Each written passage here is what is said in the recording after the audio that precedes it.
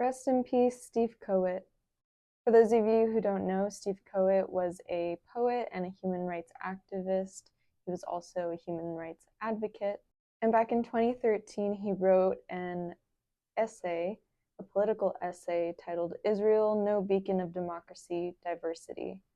Now, keeping in mind what's happening with the global Sumud Flotilla that is happening right now, or the global Sumud Flotilla that's happening right now, this is a very important reminder of how long this issue between Israel and Palestine has been going on for, specifically the issue that Israel has with Palestine. If you go to stevekowit.org, you can read this article. You can also read it in the Independent Record on its own website, but I recommend going to stevekowit.org so that you can also look over his poetry and whatnot. He's got some phenomenal work, but let's go over this specific essay that he wrote on Israel and the issues that it is taking with Palestine and the genocide that is happening in Gaza. Now, to get to the bottom line of the article, since it's pretty lengthy and I'm pretty sure that y'all would want to read this on your own time because there isn't enough time in this video and I want to make sure that nobody scrolls past, let's get to the bottom line of this article.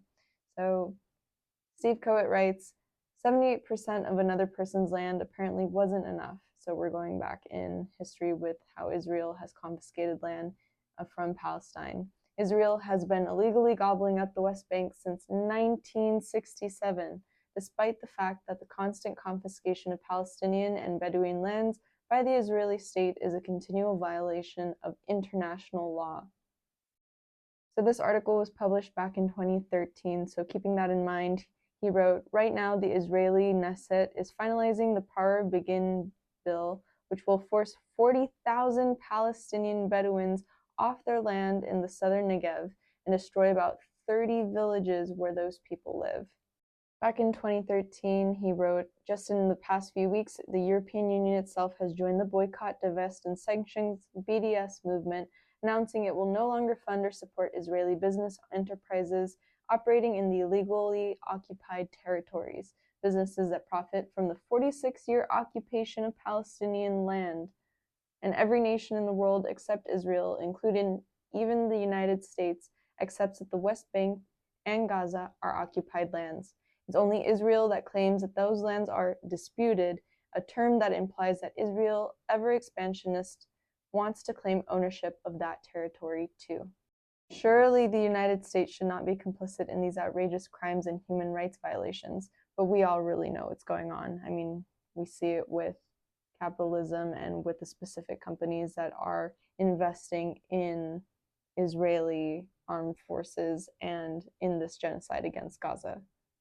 This is why we are boycotting those companies and we are actively, supporting the global Sumud Flotilla.